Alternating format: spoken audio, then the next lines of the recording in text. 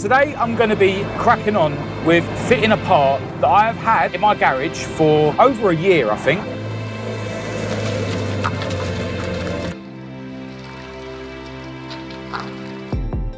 And then I started tearing Esther's interior apart.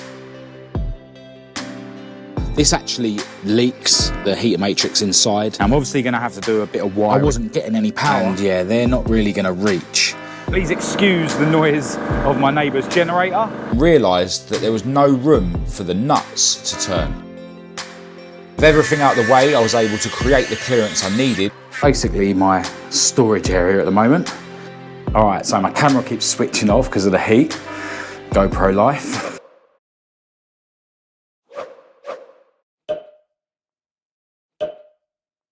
Hello and welcome to this video. I'm Marcus Hayes, and as you can see, my Mk1 Escort hasn't broken down yet.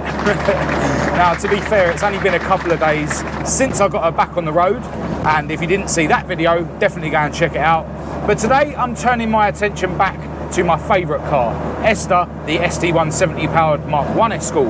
Now, I'm not going to be diving into dealing with her issues with the RX-8 gearbox conversion today. I'm still waiting for one more part to come through the post, and then I'm going to solve all the issues that I revealed to you guys in a recent video in one video, or that's the plan anyway. And then that way I know that when I do chuck the engine back in, everything should be okay in terms of the gearbox and clutch setup. Now today I'm going to be cracking on with fitting a part that I have had in my garage for over a year, I think.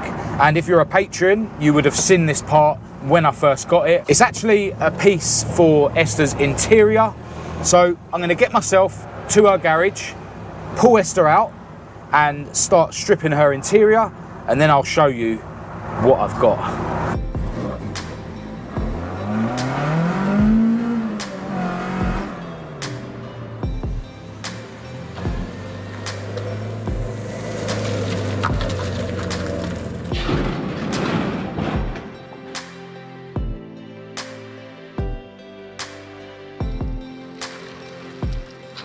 As I was going to be messing around with wiring, the first thing I did was check that the battery was disconnected, and then I started tearing Esther's interior apart. I removed the fire stick from the dash, and then removed the fuse box, the switches and the ECU from the switch panel. With the switch panel out the way, I removed the heater pipes, and then undone the 4 bolts to remove the heater box itself. Off came the steering wheel and the 6-dial dash, and the oil pressure pipe won't be going back on, so I pulled this out of the engine bay completely. Alright, so I've stripped out some of Esther's interior and uncovered all my dodgy wiring, which I know is going to be giving some of you guys sore eyes, but it all works-ish. On the floor out here, I've got all the bits that I removed. The heater box I removed because this actually leaks the heater matrix inside, and I've basically had it bypassed for at least a year, so yeah, it hasn't been plumbed in. So I'm either going to replace the matrix on this, or possibly just do away with the original heater box and fit some sort of aftermarket one. If any of you guys have got any suggestions for a decent aftermarket heater box that can be fitted and plumbed in easily to a Mk1 Escort, do let me know in the comments or drop me an email. Now, another thing on this car that's going to be a lot easier now I've removed the heater box is what I was talking about before, which is basically modifying this tunnel just to make things easier in future when I need to remove the gearbox.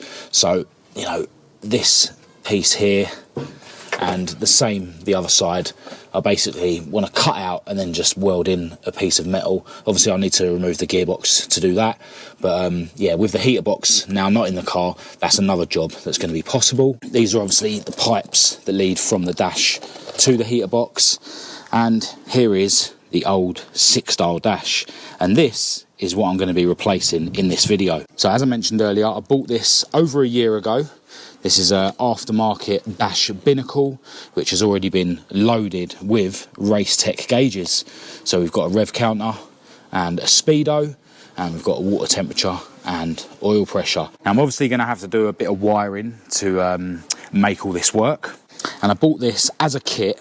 It's already got a wiring harness on the back, and then the kit came with this list showing which wire does what, and I've basically gone through here and used my memory and this wiring diagram to identify what the colours are on the loom in the car, so that I know where to connect those up to in terms of the loom on the dash. And time will tell if I've actually got all that right or not. Now, there are a couple of things that are very different about these clocks than normal Escort clocks. For example, this speedo actually runs off a speed sensor, and I got that in the kit, and that will attach to a bracket that I've already got fitted to the car on the driver's side front suspension leg, and then you have to do a bit of programming to make the speedo accurate. And that's going to be ideal for Esther because on the RX-8 6-speed gearbox there's no speedo output. So yeah, I'll have to hook this up to the driver's side front suspension leg. The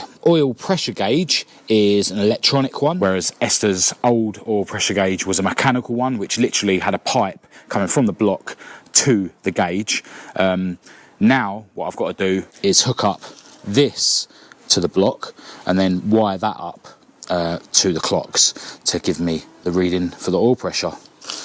This over here is a water temperature sender. Yeah, hopefully it's the right thread to go into the water rail, but I think it will be. I've got this multi-plug and pins, and obviously need to hook this up to Esther's loom, and then that will plug in to here, and then this multi-plug here is to plug into the speed sensor, and there is the other end of this somewhere. Now, I've actually been messing about with Esther's loom today already off camera while my neighbour was around here running his generator. When I was testing this wire earlier, this is the switched ignition feed, I wasn't getting any power. I've been scratching my head around here for about an hour and a half, and it turned out to be my fuse box. Yeah, these wires are a bit they're a bit ropey, but I was able to crimp this one tighter, and now when I put the electrics on, the fuel pump does buzz, and when I measure this I am getting 12 volts.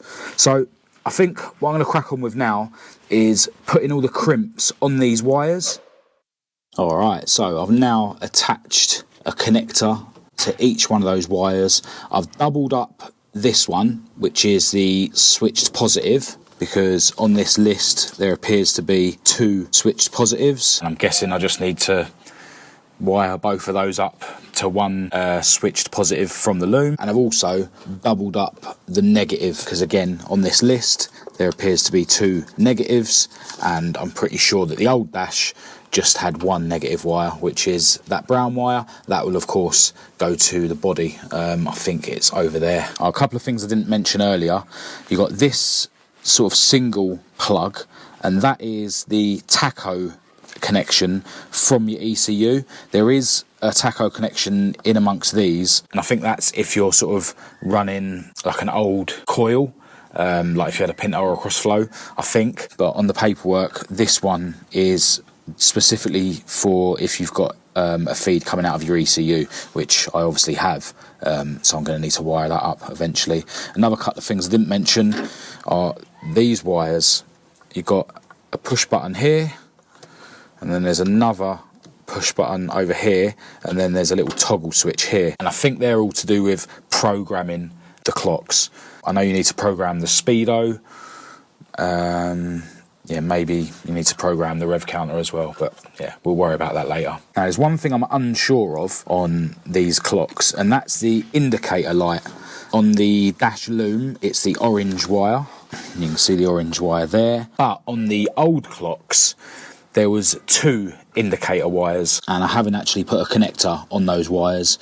You've got the black and white and the black and green, and I'm pretty sure that one of those is the left side indicators and one of them is the right side indicators. And on the original Escort clocks, basically those 2 wires went to either side of the indicator bulb. But on these clocks, you've got some green and red wires going to one side, which I think is just power, and then the orange wire on the other side, which goes to there. So what I've done is I've just twisted these together, and I'm just going to try and, you know, plug both of them into where this orange wire goes and see if that makes the indicator light on this new dash work properly. Another thing that isn't ideal is the length of these wires, because as you can see, the dash loom sort of finishes here.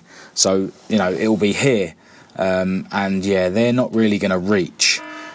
What I probably should have done was lengthened all these wires, but I think what I'm actually going to do is get another one of these multi-plugs and just make an extension. But I should be able to just hold the new clocks in place for now to see if I've got this wiring right or how wrong I've got it. Alright, so I've plugged everything into where I think it goes, except the indicator ones. And I've got these two spare. And I'm pretty sure that one of those is for the fuel gauge, and these new clocks don't have the fuel gauge on them. And the other one, I think, is for the oil pressure light. So I'm ready for the moment of truth. Here we go.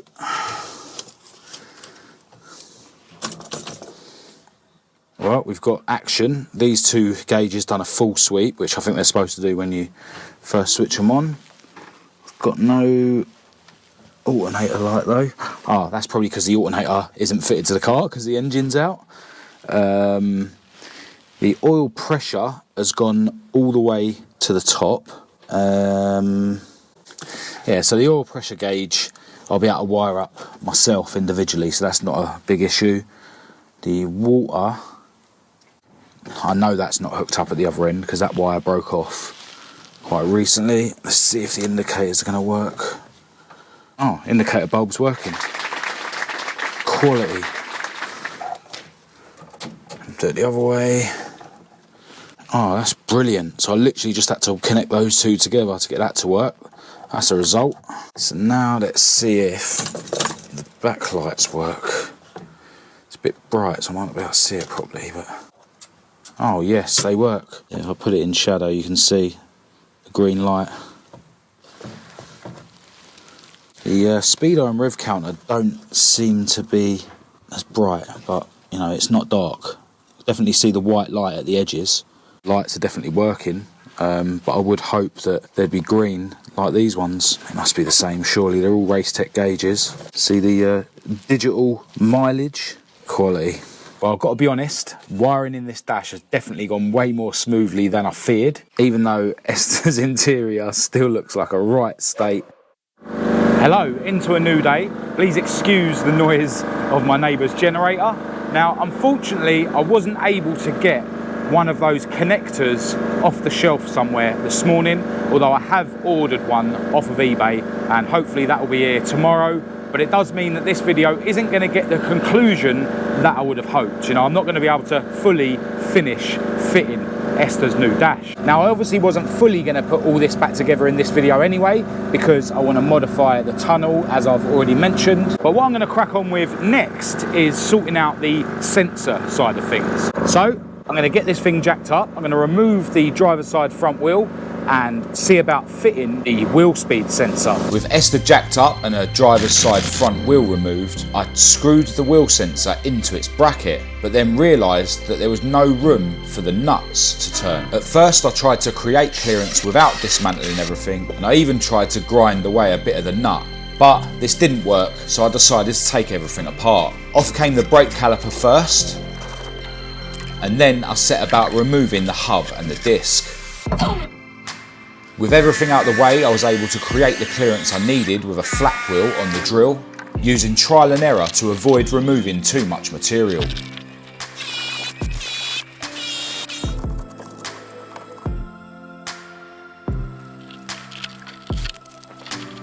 I got it to the point where the nuts on the speed sensor had plenty of room to turn.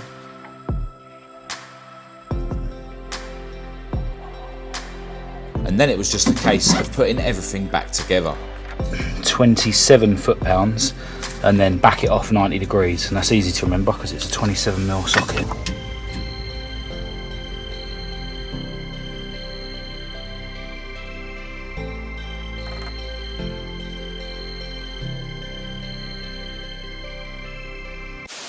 Alright, so the speed sensor is on, and basically that's going to pick up on the bolts that hold the hub to the disc. Not sure if you can see them spinning there.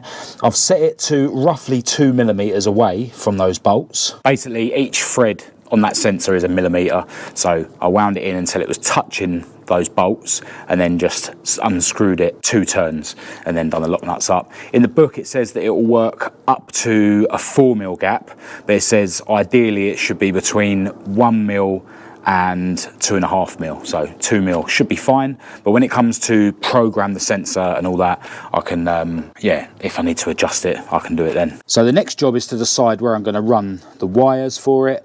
Now in theory I could just go into the cabin here or up here and not even actually make that wire go into the engine bay, but I am going to run it into the engine bay first. Let me explain why. Now on this side of the engine there's going to be the electronic oil pressure switch, which is obviously going to need to be wired to the dash as well. So I may as well have the speed sensor wiring coming in here, and then both that and the oil pressure wiring can run along the chassis leg here and into the cabin somewhere there. So I just need to decide where I'm going to drill a hole in this inner wing. I'm probably going to utilise one of these holes that's already there, although, you know, it may need enlarging. And then I just need to decide where I'm going to run the wires from the engine bay into the cockpit, although it probably would be sensible to use this hole that's already there. I think I may as well use one of these 2 holes. Yeah, it's going to be right next to the brake pipe then as well, which may or may not take your eye off it. But ultimately, when the engine's in, you've got the trumpets and stuff here anyway. So yeah, I think I'm going to use that hole. Let's see if the wires will actually poke through that hole. I doubt it. Yes, look at that. So we'll go around the back of this fuel filter and then into the cockpit. Oh, we don't want that to interfere with the throttle cable though. Alright, so I've put a loose cable tie there. I will tighten it up once I'm finalising everything.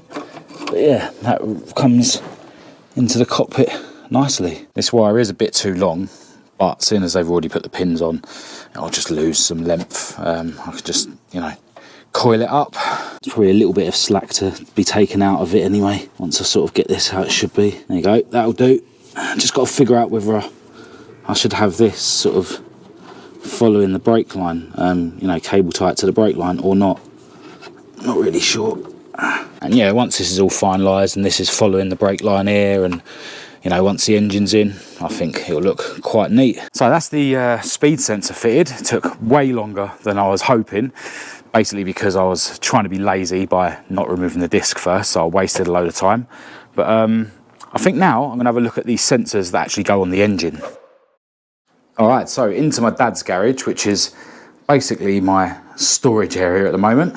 And we've got Esther's ST170 engine sitting here. Now around the back of the engine here on the water rail, you can see this little sender, and this is for the coolant temperature gauge. And I actually swapped this out yesterday. This is the one that came in the kit with my clocks. Thankfully, it's the same thread as the old one, so it went straight into my water rail. The only difference visibly is that this one's got a spade terminal on it, whereas the other one had like a bullet connector.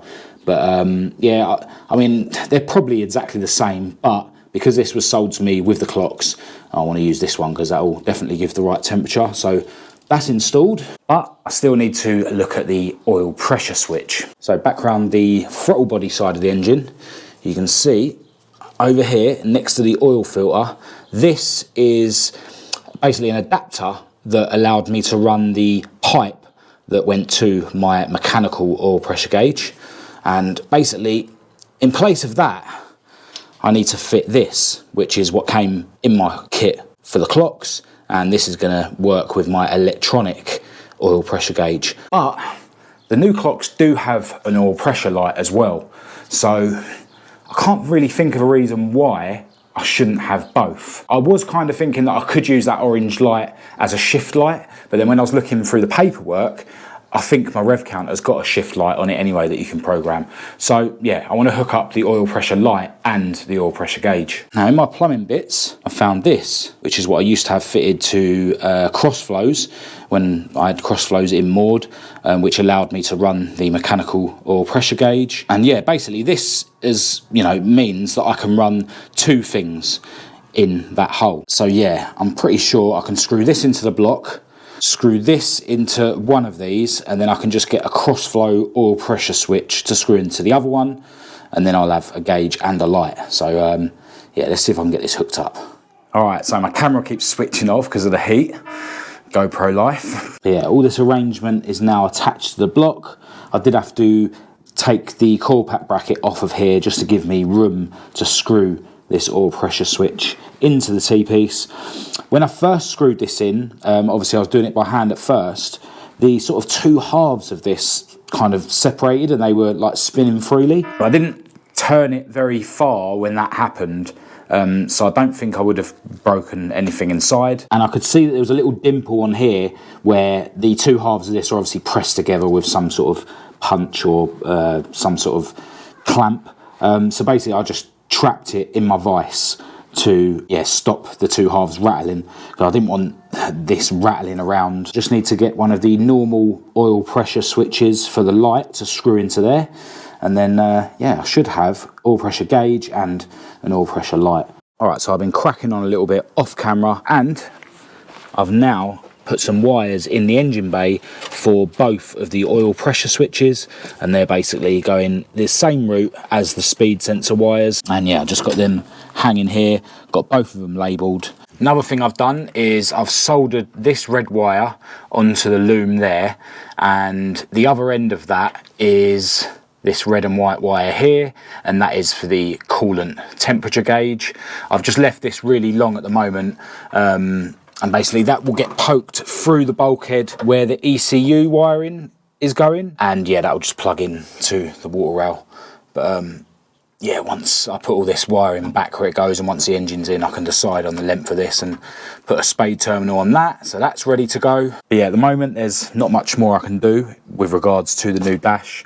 I was hoping in this video to get it all fully wired in and, you know, mounted back into the dash, but because I didn't lengthen them wires, I'm not able to do that until those little connector things come through the post. But I thought I'd throw the clocks into the dash just so you guys can see what they're going to look like.